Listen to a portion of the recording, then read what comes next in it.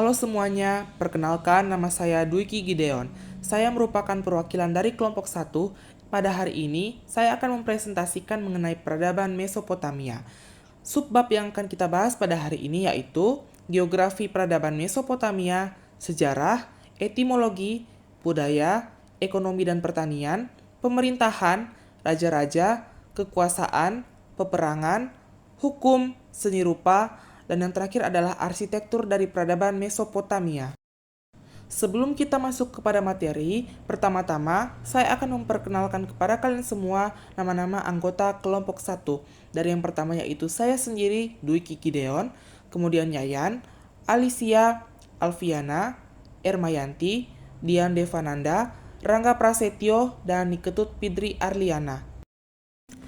Peradaban Mesopotamia. Mesopotamia merupakan peradaban yang terletak di antara dua sungai besar, yaitu Sungai Efrat dan Sungai Tigris. Daerah yang kini menjadi Republik Irak itu pada zaman dahulu disebut Mesopotamia, yang dalam bahasa Yunani berarti daerah di antara sungai-sungai. Dengan bidang tanah yang panjang dan sempit, berbentuk seperti bulan sabit dan tanah yang subur, daerah ini juga sering disebut sebagai bulan sabit subur. Nama Mesopotamia sudah digunakan oleh para penulis Yunani dan Latin kuno seperti Polybius dari abad 2 sebelum Masehi dan Strabo abad ke-60 sebelum Masehi sampai 20 sebelum Masehi atau 6000 sebelum Masehi hingga 2000 sebelum Masehi. Tanah subur ini telah menumbuhkan banyak peradaban kuno yang megah dan secara kolektif dikenal sebagai peradaban Mesopotamia. Inilah peradaban paling awal di Asia Barat dan salah satu yang tertua di dunia. Baiklah, selanjutnya kita akan masuk kepada sub materi yang pertama, yaitu geografi peradaban Mesopotamia. Mesopotamia meliputi wilayah antara Sungai Efrat dan Sungai Tigris yang sama-sama bersumber dari dataran tinggi Armenia. Kedua sungai ini juga mendapatkan tambahan pasokan air dari banyak anak sungai, dan keseluruhan jaringan sungai ini mengaliri wilayah bergunung-gunung yang sangat luas.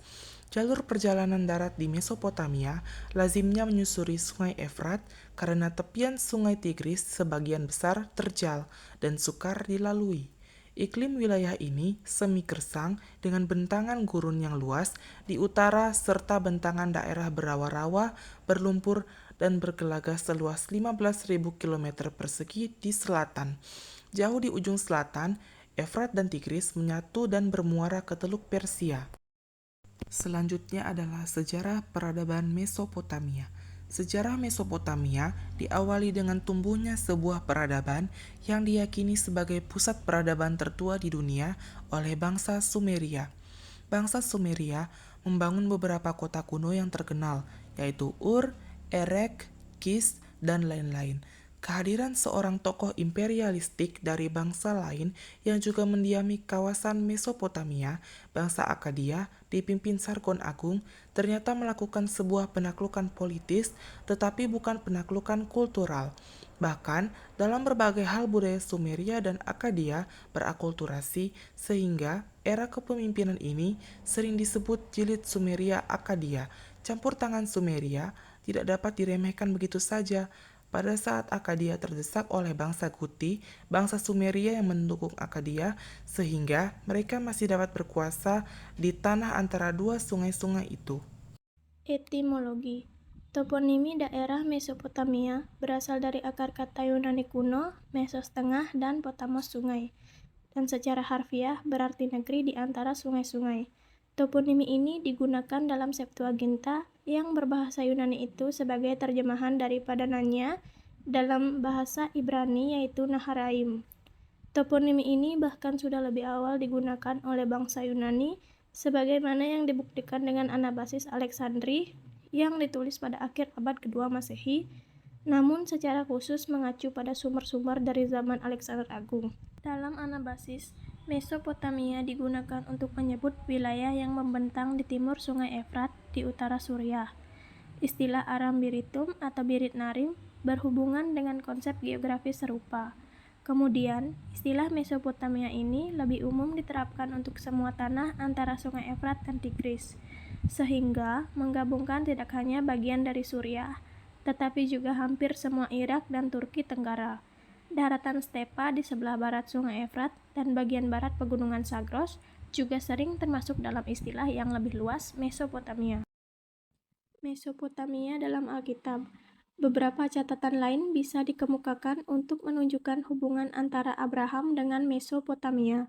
Dalam kitab Ulangan pasal 26 ayat 3, Nabi Musa mengajak umat untuk berdoa kepada Tuhan saat mempersembahkan panen pertama dengan mengawalinya, "Bapakku adalah seorang Aram, seorang pengembara." Di tempat lain dikatakan bahwa Ishak, anak Abraham, diperintah Abraham untuk mencari istri dari daerah Aram Mesopotamia atau Aram Naharaim. Kejadian pasal 24 ayat 2-10. Demikian juga dengan Yakub, cucu Abraham, dia disuruh pergi ke Padan Aram untuk mendapatkan istri di sana. Kejadian pasal 28 ayat 2. Dalam terjemahan Yunani Septuaginta, kedua nama terakhir ini disebut dengan Mesopotamia. Selanjutnya budaya. Yang pertama hari raya. 1. Pergantian penampakan bulan atau separuh terang bermakna kelimpahan dan pertumbuhan, sedangkan separuh gelap dikait-kaitkan dengan penurunan, pelestarian dan perayaan alam bawah. 2. Pergantian musim bercocok tanam. 3. Titik khatulistiwa matahari dan titik balik matahari. 4. Mitos-mitos setempat beserta dewa-dewi yang terkait dengannya. 5. Keberhasilan dari raja yang berkuasa saat itu. 6. Akitu atau perayaan tahun baru, purnama pertama sesudah matahari melintasi khatulistiwa di musim semi. Yang kedua, olahraga. Perburuan populer di kalangan raja-raja Asyur, tinju dan gulat sering ditampilkan dalam seni rupa dan beberapa bentuk permainan polo agaknya merupakan olahraga yang populer.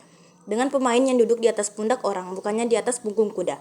Mereka juga memainkan majore, sebuah permainan yang mirip rugby, tetapi dimainkan dengan sebuah bola yang terbuat dari kayu. Mereka juga memainkan sebuah permainan papan yang mirip dengan senet dan backgammon, dan yang kini dikenal sebagai permainan kerajaan dari UR. Ekonomi dan pertanian. Kondisi geografi Mesopotamia Selatan hanya memungkinkan penyelenggaraan pertanian jika dikelola dengan irigasi dan drainase yang baik. Kenyataan ini berdampak besar pada evolusi peradaban Mesopotamia awal. Kebutuhan irigasi mendorong bangsa Sumeria dan selanjutnya bangsa Akkadia untuk membangun kota-kota mereka di sepanjang tepian Sungai Tigris dan Efrat serta cabang-cabangnya. Kota-kota besar seperti Ur dan Uruk bertempat di sekitar anak-anak Sungai Efrat. Sedangkan kota-kota lain, khususnya Lagas, didirikan dekat cabang-cabang Sungai Tigris. Sungai-sungai juga memiliki manfaat lain sebagai sumber pasokan ikan, gelagah, dan lempung. Berkat irigasi, pasokan pangan di Mesopotamia sebanding dengan pasokan pangan di padang-padang rumput Kanada.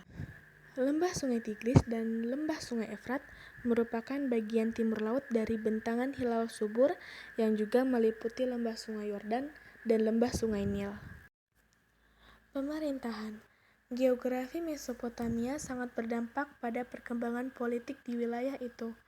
Di antara sungai dan kali, orang-orang Sumeria mendirikan kota-kota perdana dengan saluran irigasinya yang terpisahkan satu sama lain oleh bentangan gurun atau rawa yang luas dan terbuka, tempat berkeliaran suku-suku pengembara. Komunikasi antar kota-kota terisolasi itu sulit dan kadang berbahaya jika dilakukan. Oleh karena itu, masing-masing kota Sumeria menjadi sebuah negara kota yang merdeka dan gigih mempertahankan kemerdekaannya.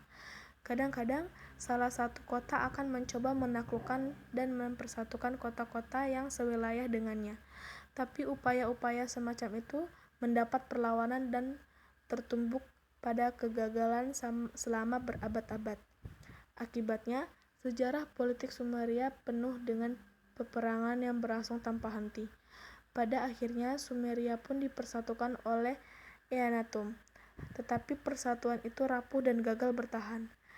Karena bangsa Akkadia berjaya menaklukkan Sumeria pada 2331 sebelum Masehi, hanya satu generasi sesudahnya. Kekaisaran Akkadia adalah kekaisaran pertama yang mampu bertahan melampaui satu generasi dan menyelenggarakan alih kepemimpinan raja-raja secara damai. Umur kekaisaran ini relatif singkat karena ditaklukkan bangsa Babilonia setelah bertahan selama beberapa generasi. Raja-raja. Bangsa Mesopotamia percaya bahwa raja-raja dan ratu-ratu mereka adalah keturunan dari warga kota dewa-dewa, tetapi tidak seperti bangsa Mesir kuno. Mereka tidak pernah meyakini bahwa raja-raja mereka adalah dewa-dewa sejati. Sebagian besar raja-raja menggelar dirinya Raja Semesta Alam atau Raja Agung. Gelar lainnya yang lazim dipakai adalah Gembala, karena raja-raja harus memperhatikan kehidupan rakyatnya. Kekuasaan. Ketika tumbuh menjadi sebuah kekaisaran, wilayah kekuasaan Asyur dibagi-bagi menjadi daerah-daerah yang disebut provinsi. Tiap-tiap provinsi dinamakan menurut nama kota utamanya seperti Niniwi, Samaria, Damsyik, dan Arpad. Semua provinsi dikepalai gubernurnya masing-masing yang bertugas memastikan setiap orang membayar pajaknya. Para gubernur juga wajib menghimpun pasukan untuk maju berperang dan menyalurkan tenaga kerja bila ada pembangunan kuil. Seorang gubernur juga bertanggung jawab atas penerapan hukum di provinsi yang dipimpinnya. Cara ini memudahkan pengendalian sebuah kekaisaran besar. Selanjutnya, peperangan.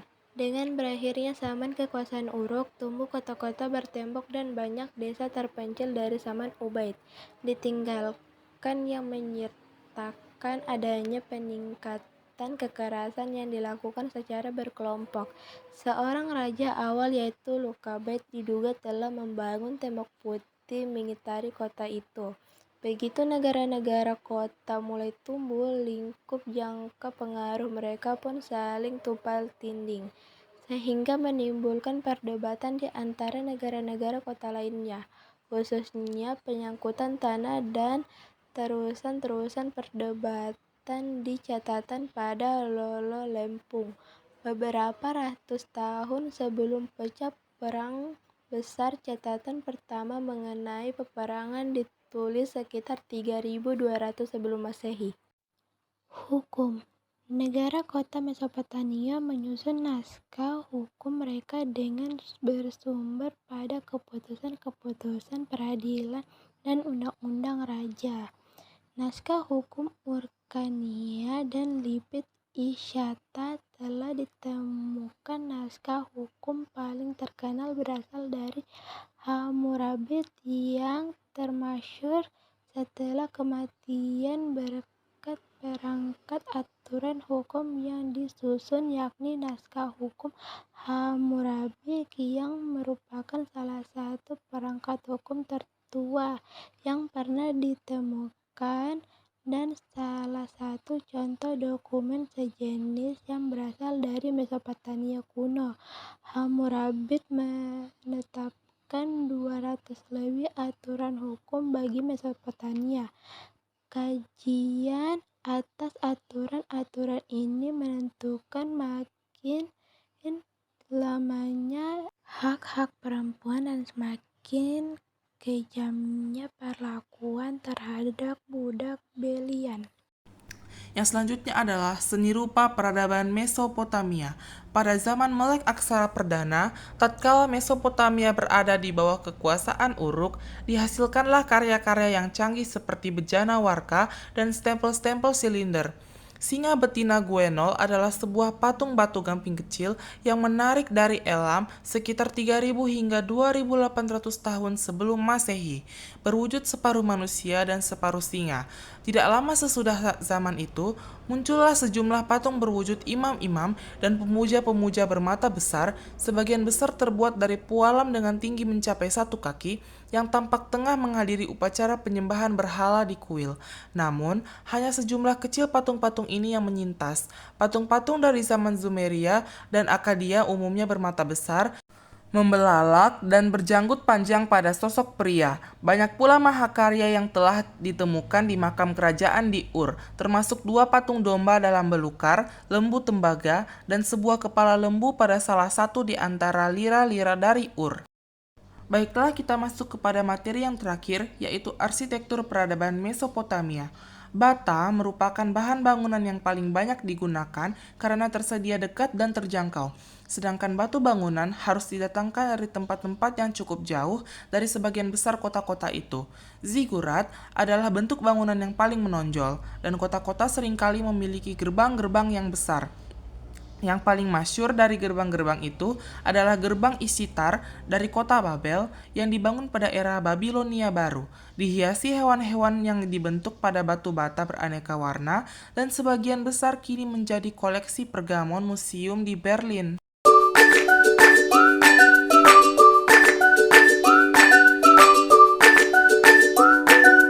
Oke guys, thank you for watching. Jangan lupa klik tombol like, comment, and subscribe ya. Sampai jumpa lagi di pertemuan selanjutnya. Oke, thank you.